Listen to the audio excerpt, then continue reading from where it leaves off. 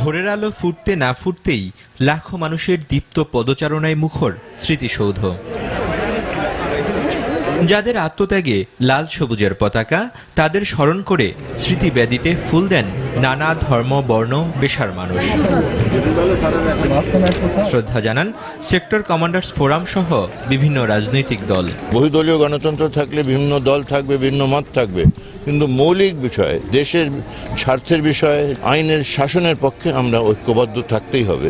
ধারাবাহিক উন্নয়ন প্রক্রিয়ায় মুক্তিযুদ্ধের পক্ষের লোকদের আজকে সেখানে থাকতে হবে, তাহলেই দেশে এগিয়ে যাবে। স্বাধীনতাকে সুসংহত করে আমরা এগিয়ে যাব।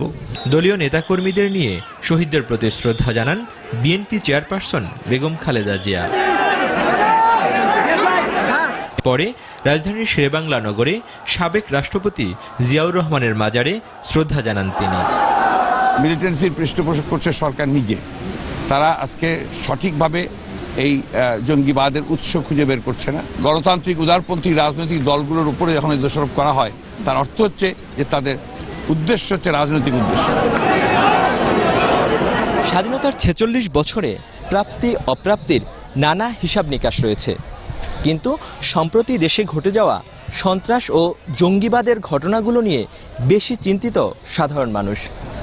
তাদের বিশ্বাস ৩০ লাখ প্রাণের বিনিময়ে স্বাধীনতা অর্জনকারী জাতি এ সংকট মোকাবেলা করে দেশকে নিয়ে যাবে উন্নয়ন ও সমৃদ্ধির পথে।